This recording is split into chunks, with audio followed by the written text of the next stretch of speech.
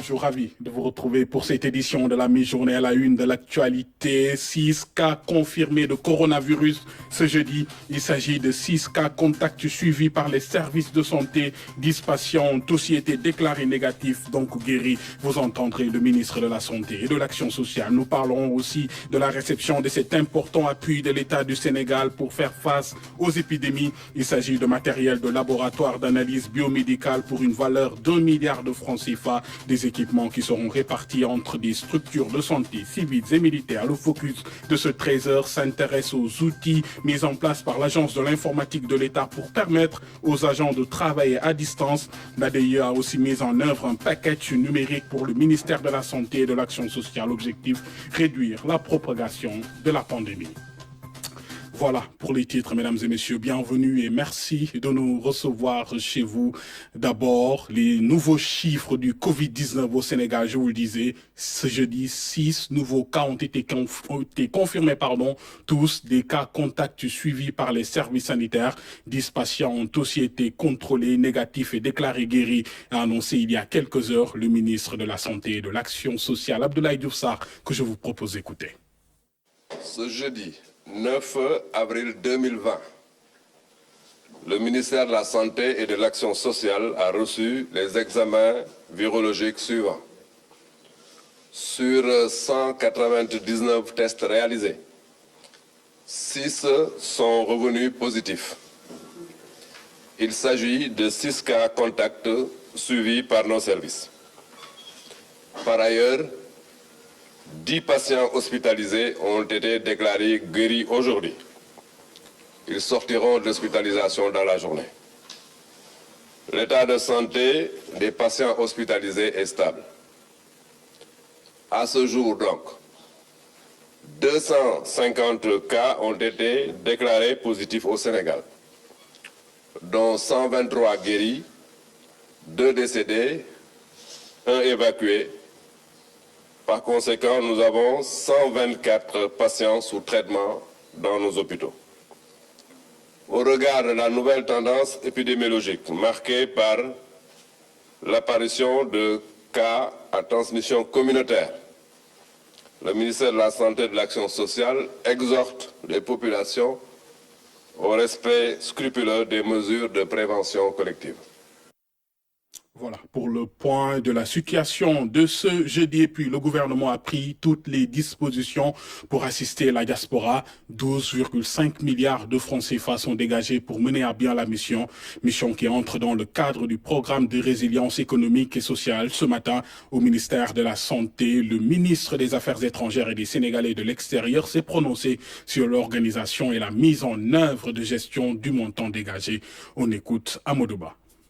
Le ministère des Affaires étrangères et des Sénégalais de l'extérieur a élaboré sur instruction du président de la République Macky Sall un plan sectoriel de contingence de 12 milliards 500 millions de francs CFA pour assister, soutenir et protéger les Sénégalais de l'extérieur établis dans les pays touchés par le Covid-19 et qui se retrouvent aujourd'hui dans une situation de vulnérabilité. Au niveau de chaque juridiction, sans préjudice des exigences de célérité et de transparence liées à la nécessité d'assister en urgence nos compatriotes, il sera mis en place un comité de gestion de l'assistance et des aides sociales, placé sous la présidence de l'ambassadeur et composé du consul général ou du consul, du responsable des affaires consulaires ou sociales, de l'agent comptable, d'un député de la diaspora, de toute autre personne ressource, membre d'une association ou pas, désignée par le comité et dont la présence est utile à la réussite de la mission. Depuis que la crise sanitaire s'est exacerbée dans certains pays, des compatriotes ont malheureusement succombé à la pandémie. Pareille occasion me permet d'appeler l'attention sur la nécessité d'un respect scrupuleux des directives sanitaires émises par les autorités des pays d'accueil, renforcées par celles de l'Organisation mondiale de la santé, sans oublier les recommandations du Comité national de lutte contre les épidémies au Sénégal. C'est pourquoi instruction a été donnée à toutes nos missions diplomatiques et consulaires de se rapprocher sans délai, des autorités administratives et municipales, des villes, des résidences, pour disposer à chaque fois que de besoin, pendant cette période exceptionnelle, et que nous espérons bientôt derrière nous, une sépulture dans les cimetières musulmans ou catholiques pour nos fidèles défunts du coronavirus. Et puis, sachez qu'à Tambacounda, plus de 300 personnes sont en train d'être suivies. Parmi elles, 58 cas à haut risque liés directement au cas positif du 3 avril à Koumpentoum. 90 talibés sont aussi mis en quarantaine, des chiffres communiqués par le gouverneur de la région. Voici Oumar Mamoudou Baldé au micro de Tchorodian avec notre bureau à Tambacounda. Pour ce qui concerne la situation de l'épidémie, je commencerai par le malade. Il est bien pris en charge au niveau du centre de Tamba. Nous avons 334 personnes qui sont confinées.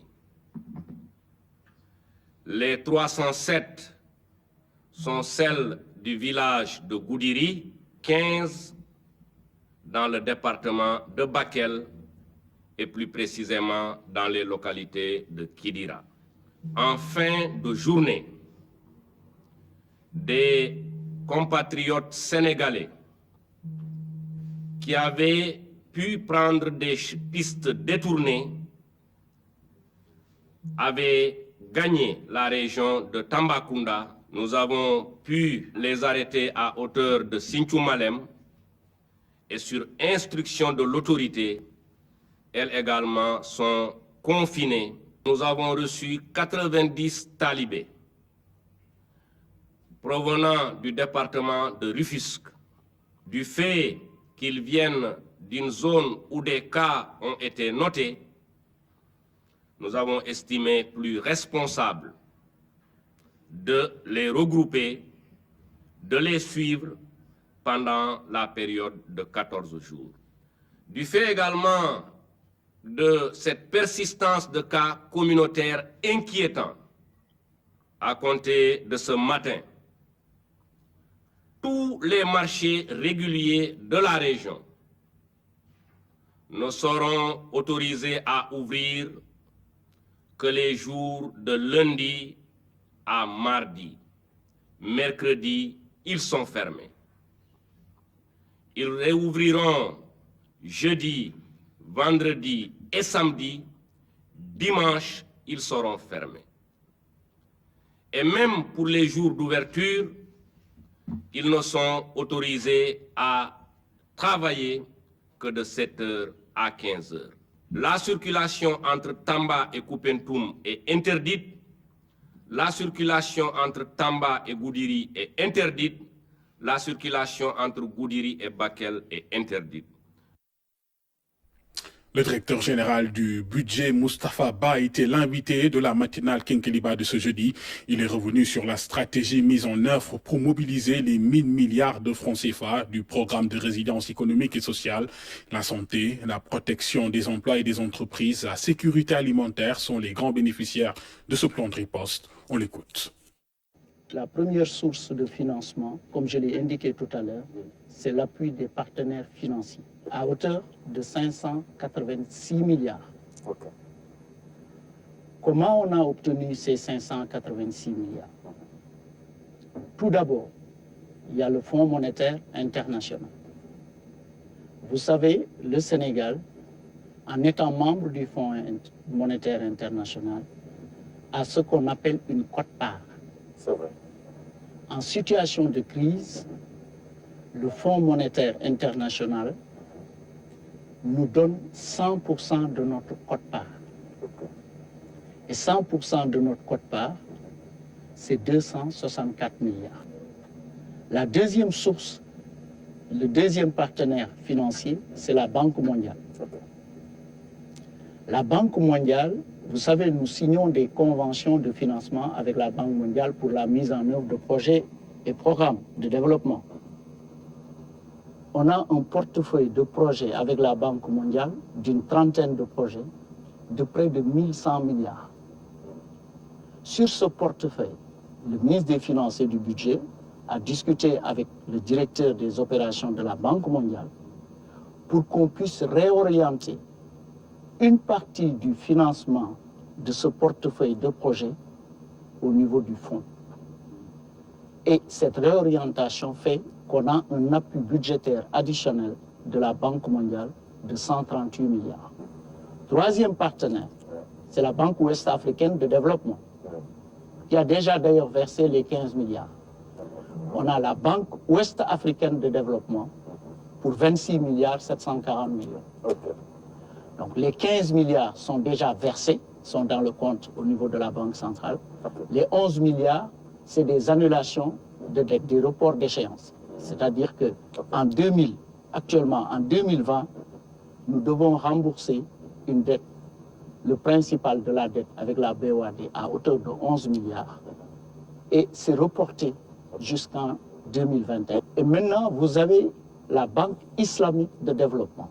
Là aussi, au niveau de la Banque islamique de développement, on a à peu près une vingtaine de projets. Donc, pour un portefeuille de projets, là où je vous avais dit, la Banque mondiale, on a un portefeuille de projets de 1100 milliards. La Banque ouest-africaine de développement, la Banque islamique de développement, c'est dans l'ordre de 647 milliards. Donc, mais la Banque islamique de développement appuie le Sénégal pour 98 milliards. Et vous avez la Banque africaine de développement, la BAD. Le Sénégal est membre de la BAD. Et la BAD, donc pour soutenir les efforts du Sénégal dans le cadre de ce fonds, la BAD met 60 milliards. Vous faites l'addition, ça nous fait 586 milliards. Et c'est ça que nous avons mis dans notre cadrage budgétaire qui va tout de même évoluer. La partie contribution volontaire des Sénégalais, attendue pour 15 milliards, et au stade où nous sommes, nous avons déjà dans le compte les contributions des Sénégalais de plus de 10 milliards. Déjà, quand j'ai indiqué l'appui des partenaires financiers pour 586 milliards, j'ai cité ces partenaires, mais aussi le cadrage va même évoluer parce qu'il est attendu des partenaires bilatéraux tels que l'Union européenne, effectivement des fonds que nous n'avons pas encore intégrés. Et maintenant, le complément qui fait exactement 399 milliards, c'est l'effort de recadrage du budget 2020. Le Sénégal a voté un budget 2020 qui était en cours d'exécution, qui faisait 4 224 milliards.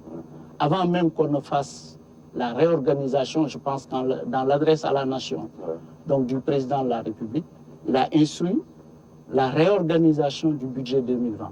Le budget qui était de 4 224 milliards, on le réorganise pour y dégager 399 milliards et boucler totalement les 1000 milliards du fonds Force Covid-19. Et comment maintenant on a pu réorganiser le budget pour dégager les 399 milliards? Donc c'est très important. Dans un premier temps, il y a les 200 milliards de remise fiscale de dettes des entreprises et des personnes physiques qui avaient été arrêtées au 31 décembre 2019. C'est 200 milliards. Les 199 milliards restants proviennent de 159 milliards de mesures de rationalisation du budget. Je pense que le président de la République a lui-même indiqué ce chiffre dans son adresse à la nation le 3 avril. 159 milliards qui proviennent de la rationalisation des dépenses courantes. Les dépenses de téléphone ont payé 18 milliards 5. Le train de vie de l'État, c'était presque 18 milliards 5. Maintenant, avec la réforme, on économise 15 milliards. Voilà pour ces précisions de Moustapha Ba, directeur du budget. Et à ce montant, faut y rajouter 40 milliards de francs CFA pour un report de projet du plan Sénégal émergent. On y reviendra bien sûr dans nos prochaines éditions. Et puis retour cet après-midi sur l'éditorial du chef de l'État paru dans le quotidien Le Soleil de ce mercredi. L'Afrique et le monde face au Covid-19, point de vue d'un Africain. C'est le titre de l'article. Impact économique, annulation de la dette publique, menace sur l'humanité, enjeux sanitaires, bref. Le président Macky Sall évoque dans cet édito tous les défis liés à la lutte contre le Covid-19. Synthèse avec Pape Birame Bigué Ndiaye. Un seul et unique visage à la une du journal Le Soleil, celui du Macky Sall, président de la République du Sénégal. Ici, c'est l'Africain qui prend sa plume pour monter au créneau face à la crise du Covid-19. Le titre à la une du quotidien national nous renvoie à l'éditorial d'un chef d'État inquiet. Une inquiétude qui découle de la gravité et de l'ampleur du Covid-19, un frein aux trajectoires d'émergence des pays africains au moment où d'autres se battent contre le terrorisme. Dans son édito, Macky Sall évoque un plan de guerre qui nécessite des équipements et matériels de protection devenus denrées rares un peu partout à travers le monde. Plus loin, il donne la recette. Détection précoce, isolement rapide, prévention et contrôle de l'infection. Mais l'Afrique est encore loin des normes de l'OMS. Les besoins sont encore là. Construction et réhabilitation de structures de santé, acquisition d'équipements lourds et de matériel roulant, notamment des générateurs d'oxygène. Dont les colonnes de l'astre de Anne, Macky Sall appelle l'humanité à retenir les leçons de cette pandémie qui se résume en une phrase. Nous sommes tous vulnérables. En faisant trembler la planète, l'infiniment petit révèle un paradoxe dans un monde où l'homme fait des progrès tous azimuts en allant même à la conquête de l'espace, mais sur Terre, même pas assez de masques pour tout le monde, ni de kits de test, encore moins de respirateurs, des équipements nécessaires pour la lutte contre le Covid-19. Il est donc temps de revenir sur Terre. L'alerte de Macky Sall sonne comme une invite à la sagesse des aînés en évoquant un passage de l'aventure ambiguë du légendaire Cheikh Hamidou Kane. Un message prémonitoire à la page 92 qui révèle que l'heure des destinées singulières est révolue. L'État-nation ne peut plus se suffire à lui-même. Macky Sall appelle à un nouvel ordre de priorité. Investir plus dans l'agriculture, les infrastructures, l'énergie, la santé et l'éducation. Il insiste par ailleurs sur la nécessité de placer l'humain et l'humanité au cœur des relations internationales. L'ère d'un nouvel état d'esprit, égalité des cultures et des civilisations, avec une même dignité. L'édito du Macky Sall, c'est aussi des passages forts dans un discours parfois musclé. Je le cite, « L'Afrique, berceau de l'humanité et terre de vieille civilisation, n'est pas un no man's land. Elle ne saurait non plus souffrir de terre de cobaye. » Un ton et un style d'écriture trompés dans l'orthodoxie authentique d'un texte puisé d'une vision qui touche également l'économie en évoquant les effets paralysants du Covid-19 qui se font ressentir au plan mondial. L'Afrique n'est pas épargnée, 51% de ses exportations achetées par des pays développés. Macky Sall révèle que l'Union africaine évalue déjà les pertes économiques sur le continent à plus de 56 milliards de dollars. L'effondrement du volume de transfert de capitaux des migrants est aussi inquiétant.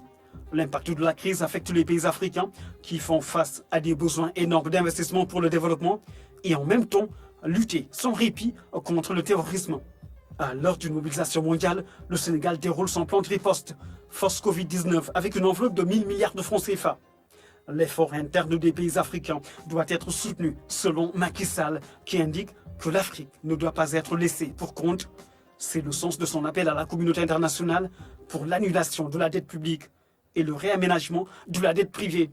Une position africaine commune portée par le président Macky Sall, special guest éditorialiste du quotidien national Le Soleil, dont sa livraison de ce mercredi 8 avril 2020.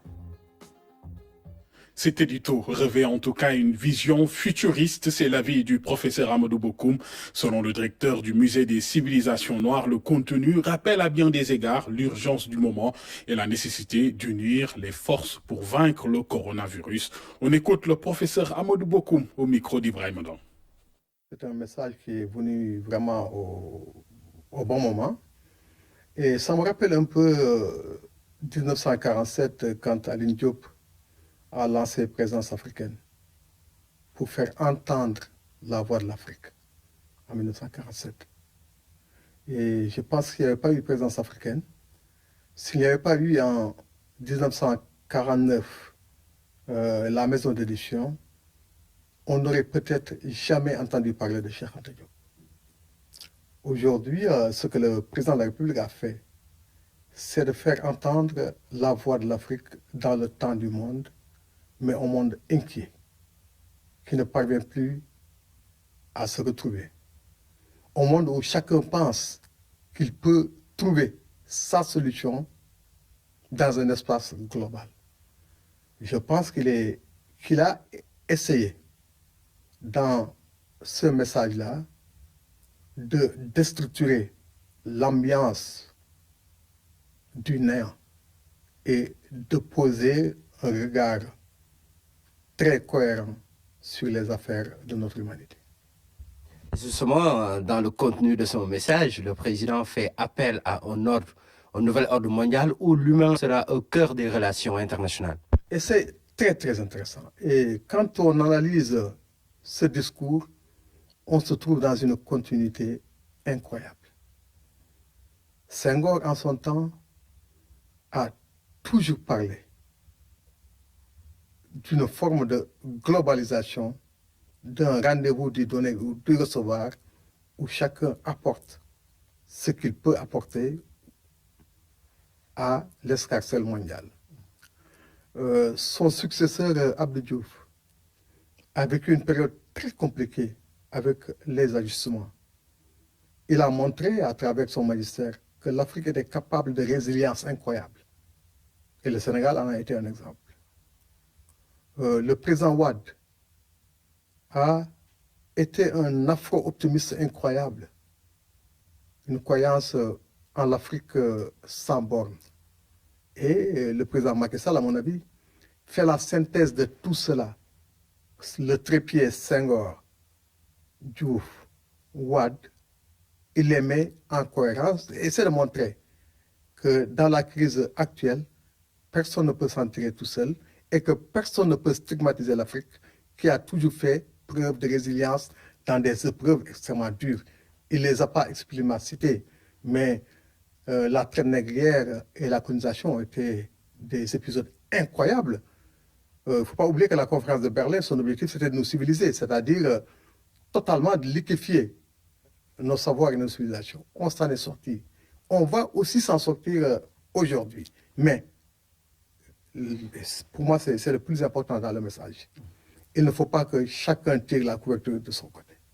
Il faut qu'on se mette ensemble pour trouver des solutions globales, non pas seulement pour ou contre, disons, le corona-19, mais pour le développement d'une humanité plus humaine, plus solidaire.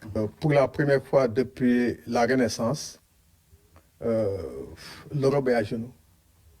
Je ne le souhaite pas. C'est juste un constat. Elle ne parvient pas à résoudre ses problèmes et naturellement, nous, on ne peut pas compter sur elle pour régler nos problèmes. Je pense qu'on est dans un monde global, il faut des solutions globales. Le chacun pour soi, c'est terminé. Hein? Et la deuxième chose qui est terminée, c'est probablement, je pense que on est sorti maintenant de la Renaissance totalement. C'est une nouvelle humanité qui est en train de se créer. Et dans cette humanité, l'Europe n'est plus nécessairement aux commandes. Il y a une constance dans les discours du président qui parle en fait très peu. Mais à chaque fois qu'il parle, c'est pour dégager une vision. Et ça, c'est très important. Et je pense que la vision, en tout cas celle que je crois comprendre à travers ce discours-là, c'est que nos États-nations n'ont pas d'avenir. Que le seul avenir pour l'Afrique, c'est d'être ensemble.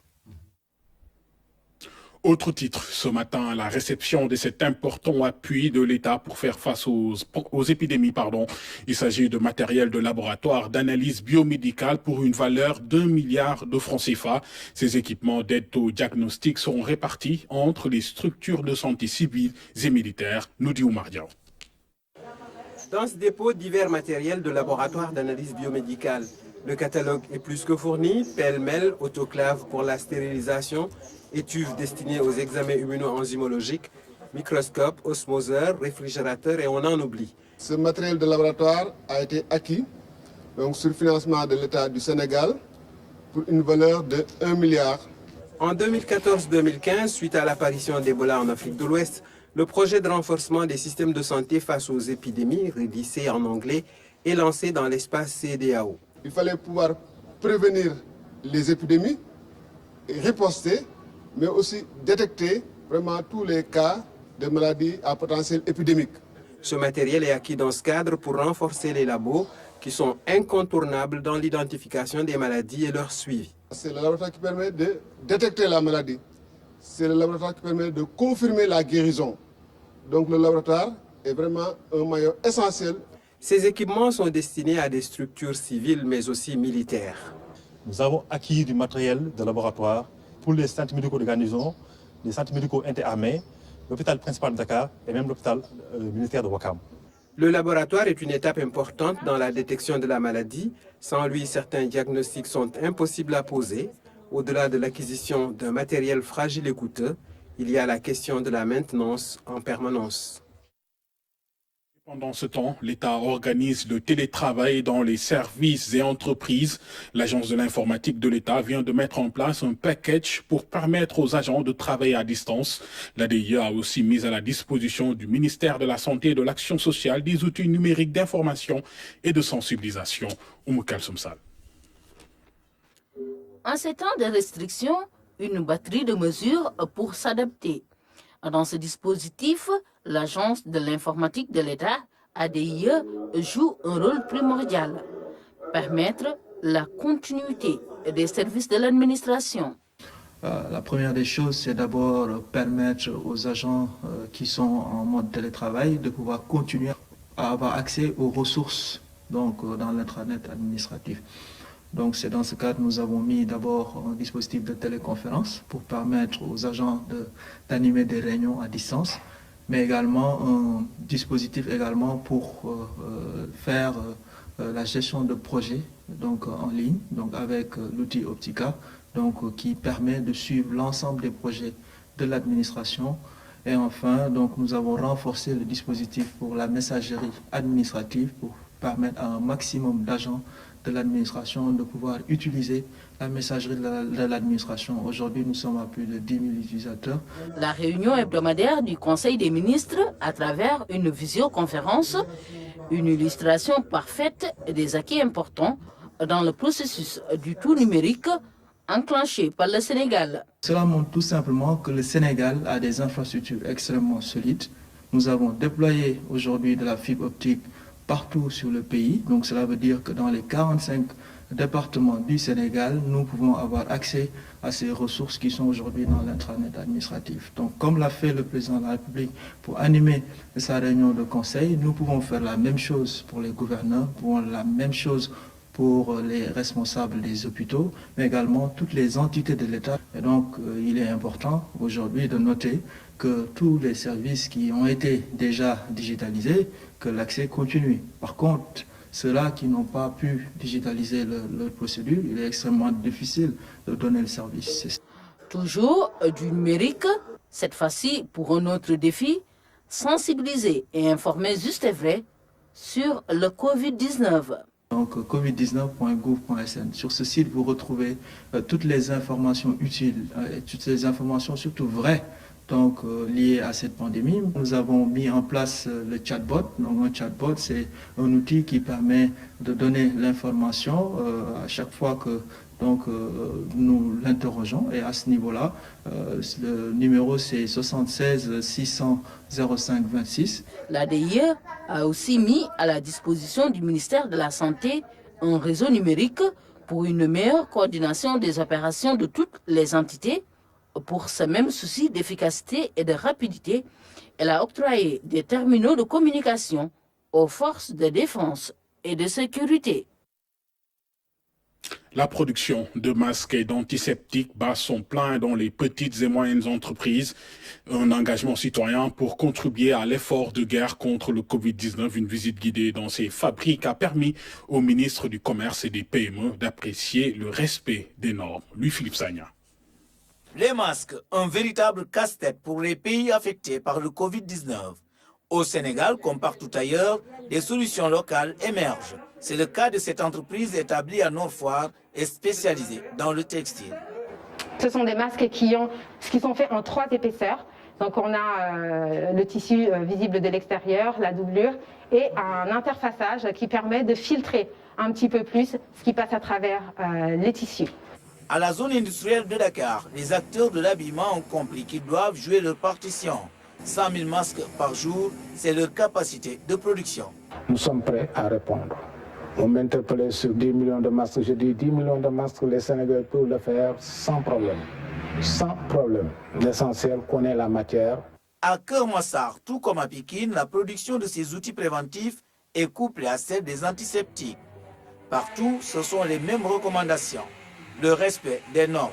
On ne pouvait imaginer que ça allait arriver là, parce qu'on a eu des commandes de 6000 cartons, des commandes de 4000 litres, ça fusait de partout, et franchement, des commandes même de l'extérieur. Un Italien est même venu pour dire oui, il l'envoie à l'armée à l'extérieur. On était vraiment dépassés, on n'avait pas tout ce stock, parce qu'un de nos intrants, on le prend à l'extérieur, on ne le trouve pas là, pour la qualité des gels. Idem à la Médina, où cette fabrique de savon à base de karité a accueilli la tutelle. Il y a des savons au moringa, des savons antiseptiques, des savons surtout à base de Nîmes, qui est reconnu comme un principal antibactérien, surtout dans la période actuelle. Autre localité pour un autre décor, Liberté 6. Dans cette entreprise qui confectionne des masques à base de polycarbone et de plastique transparent. Les masques apportent une solution de protection de niveau oral, nasal et de la vue. Cette visite guidée a permis au ministre du Commerce et des PME de constater l'engagement citoyen de tous ces acteurs à l'heure où ces produits sont devenus très prisés. Une occasion également pour renouveler l'accompagnement de l'État au profit des populations. Et les gestes de solidarité se multiplient dans cette lutte contre le Covid-19. La présidente du parti And Sahel Ligue, par ailleurs présidente du conseil départemental de Bambey, est passée à l'acte. Aïda Mbodj a équipé les marchés de sa commune en lavoirs et produits désinfectants. Ousmane Doy. Plus loin encore, avec un style espoir, c'est l'ex-première magistrate de la ville de Bambey qui se met au premier rang pour descendre les visées du Covid-19 dans la zone de Bambey. Et pour cela, il fallait l'armada adéquat avec des alliés de taille pour prêcher la bonne parole, celle de la prévention contre ce mot du virus des temps modernes. Un élan destiné tout d'abord aux élus locaux de la ville qui, de leur part, ont bien accueilli la démarche. Aujourd'hui n'est pas une exception. Toutes les populations de Bambey savent qu'à chaque fois, elle a été au chevet de ceux-là qui en ont besoin. Et au nom des populations, donc, nous la remercions. Et nous remercions aussi l'ensemble de ses collaborateurs qui aussi sont investis pour que ce don-là puisse être donné aux populations. Et nous voudrions que chacun prenne exemple sur la présidente Aïda Mbodj pour véritablement aider les populations. Pour l'initiative de cette croisade contre le Covid-19, il faut aller plus loin, au-delà de la sensibilisation, pour matérialiser la vision du chef de l'État Macky Sall dans la lutte contre cette pandémie appelée Covid-19. Après mes discussions avec le président de la République, je sais qu'il est très soucieux de l'aspect économique et de l'apport des marchés au sein des familles. Il est très soucieux du niveau de revenus des familles. Nous devons l'aider à gérer davantage les marchés. C'est ce que nous avons dit tout à l'heure, le préfet et moi, à ces grands messieurs qui gèrent le marché central de Bambey. Nous avons voulu aussi accompagner par des lavoirs. Nous avons identifié 7 portes au niveau du marché de Bambey. Et au niveau de chaque porte, nous allons mettre des lavoirs qui vont permettre aux différents usagers de se laver les mains avec les produits nécessaires que nous allons continuer, nous nous engageons ici à continuer l'alimentation de ces produits au fur et à mesure. Ce geste de la présidente du parti And Sahel Ligue à ses concitoyens, révélateur de la pertinence de la démarche du président Macky Sall, à vouloir impliquer tout leader d'opinion de par son charisme et sa compétence pour ensemble bouter hors de nos frontières ce fléau mondial appelé coronavirus. Pour finir, cap sur Ziguinchor où d'importants moyens sont déployés par les forces de défense et de sécurité pour un respect strict du couvre-feu. Chaque soir, des dispositifs sont installés aux différents points stratégiques de la ville. Le commissaire central qui conduit les opérations se réjouit de la parfaite collaboration des populations. Abdoulaye Sinkare avec notre bureau à Ziguinchor. Il est 20h, début du couvre-feu sur toute l'étendue du territoire. Après un briefing de quelques minutes, le convoi commence à sillonner les artères de la ville. Des dispositifs sont installés aux 4 coins de Ziguinchor. Le dispositif de veille, d'alerte et d'intervention mis en place, articulé autour des points stratégiques de la ville. Ce dispositif a pour but de rendre effectifs les instructions de la plus haute autorité de ce pays. Pas moins de 12 points stratégiques où des éléments de la police ou de la gendarmerie veille au grain 24 heures sur 24. Plus de 150 policiers et 60 gendarmes travaillent dans une parfaite synergie. Nous avons engagé 2 pelotons pour soutenir la police dans le cadre de la sécurisation de la ville. 2 pelotons avec leurs moyens organiques. Aussi, nous occupons des positions à la périphérie de la ville et aussi en profondeur. Donc la collaboration, ça passe très bien. Depuis la proclamation de l'état d'urgence, le couvre-feu et les restrictions sur les déplacements sont globalement respectés. Mais ce soir, ces 2 jeunes interpellés sur le boulevard 54 seront conduits au commissariat. Nous avons constaté ensemble que les populations de la ville de Ziguinchor sont restées confinées. L'occasion m'est permis aujourd'hui de féliciter ces populations. Depuis le début de l'état d'urgence et du couvre, les populations nous ont donné entièrement satisfaction. Aucun incident majeur n'a été constaté depuis plus de 13 jours. Les populations de Ziguinchor ont fini d'adhérer à l'esprit du confinement nocturne. Une situation qui facilite la tâche aux forces de défense et de sécurité qui, à leur tour, gèrent les cas de force majeure avec beaucoup d'humanisme. Ainsi va l'actualité de ce jeudi après-midi, mesdames et messieurs. Merci de nous avoir suivis. Merci de votre attention et de votre fidélité. L'information, je vous le rappelle, continue sur rts.sn et sur live.rts.sn. Je vous souhaite une très bonne journée et un bon appétit si vous êtes à table.